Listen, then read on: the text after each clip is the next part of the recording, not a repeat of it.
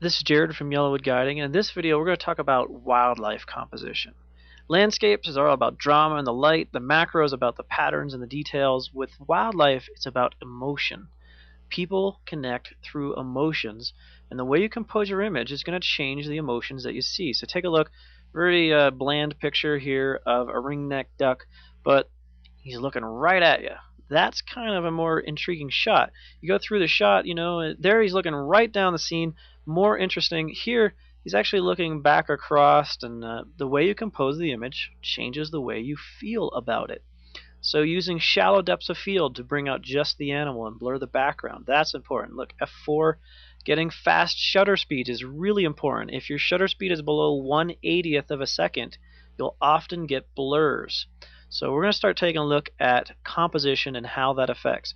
The one thing to think about, if you have an animal that has non-binocular vision, their eyes bulge out of the side of their head, and that looks kind of creepy alien-esque. So trying to have them turn their head, but getting them looking at you to some degree is important.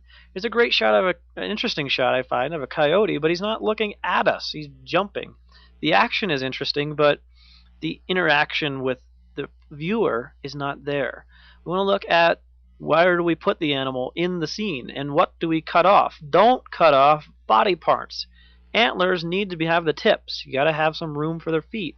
Compositionally, you should have been more over to the left. When the animal's moving through the scene, give them room to look into and room to go. That gives them emotion.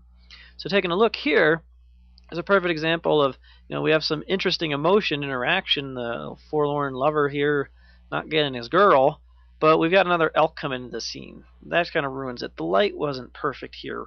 Sort of misses the intensity that we would have. If you look very closely, our female elk is completely out of focus too. If you have more than one animal in the scene, you should look at your f-stop. You should double it or triple your f-stop from whatever your lowest f-stop is to get the depth of field, and that's where you use your depth of field preview. But if you're thinking really quick on your feet, it's just happening. If you're at F4, go to F8, and that'll hopefully get all the animals in focus. So here's another idea. Don't cut off body parts. I had a bunch of elk all standing around. This guy was bugling. There was a small spiky back there, but I cut off his backside. If you're going to cut off an animal, you can shoot headshots. You can shoot. Think a lot about fashion photography. You have portraits, you have body shots, and then you have the whole scene.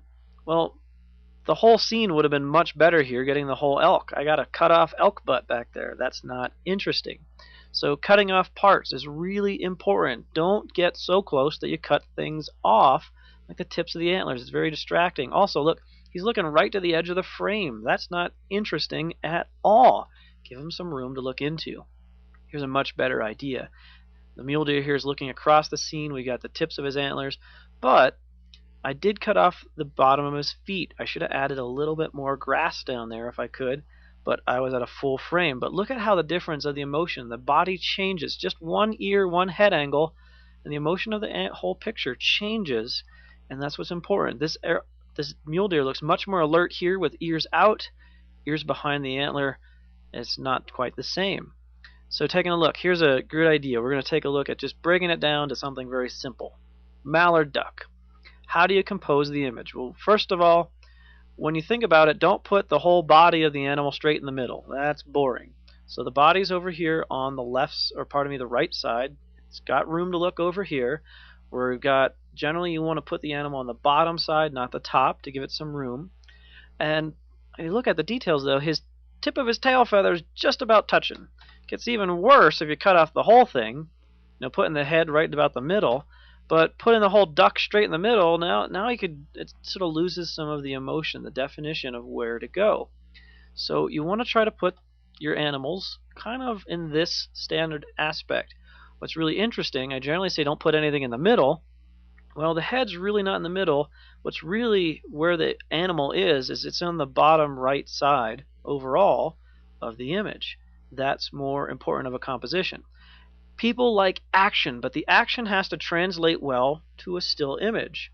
What was really cool, this duck was flapping around and all the water was spraying, but there's really not a whole lot of action to capture there. It's not like that coyote jumping. Here, the duck's scratching around his eye and scratches his bill. Again, not a whole lot of interesting action, but by getting the quack, that's interesting. Now, I did cut off the tail. Wildlife photography is not easy. It's probably one of the most challenging things I know of because you have no control over the animal. You can only have control over the gear you have and when you're out. So here, this again was a little bit more interesting. Got some blur that's not perfect, but I have the duck in focus. His eyes about 1/3 of the way in. Got this darn rock into the scene though. That kind of really takes away some of the edge. So look for clean edges. Here's again, don't cut off body parts. Look for clean views. We got this stick coming through that's out of focus. I focused right on the eye. When you're focusing on an animal, put your focus dot on the animal's eye. That's what has to be in focus. But if the tail wasn't clipped off, this would have been a much more interesting shot. The stick there really does hinder the view. Here's this shot I showed before with the light. The light's not great here, but what I look at is, look at that ear sticking out of the side. The ear looks less alert than right here. The ear's very alert, looking in. Looks like a nice alert fox. The other thing that's very important with wildlife, this fox is only about 1.5 feet tall. I was down on my knees shooting right into its eyes. And that's the thing, get down low to get better compositions. Also, one really important thing to look at is head angle. This squirrel, this golden mounted ground squirrel, is looking away. This is what's known as a negative head angle. You want to have at least a neutral head angle where it was looking straight across the scene, or a positive head angle where it's looking at you. So look at the difference of the feel. He's looking away versus looking in. Much more interesting. Now the other thing, there was a body part out here. There's a tail. I had to change the composition. The tail came in, but now he's in the middle. It sort of loses some of its impact.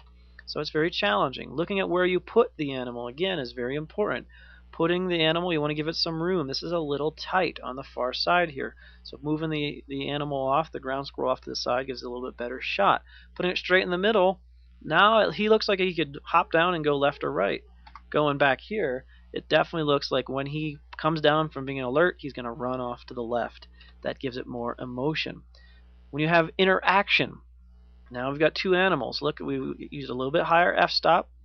We want to get both eyes in focus if we can. Everything has to be in focus if we can. It's okay to put the interaction point in the middle because we have a long body here and a short body here, so it leans more to one side. But the interaction can be interesting. If you've got movement, though, this is all blurry. We can't see a lot of detail, even though these two marmots are greeting each other.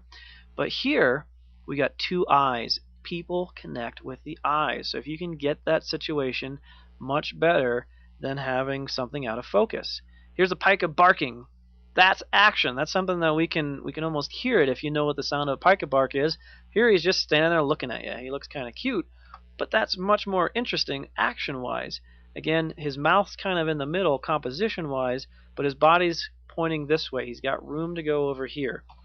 Looking at the shots here, Pika's running across the scene. He's dead middle. This is really boring because he's going this way, but he came from that way. Who cares about where he came from? Is where he's going. Here, pardon me, this is much better. The pike is going across the way, put him up in the top left, and that's a much more interesting composition. So that's step one of wildlife composition.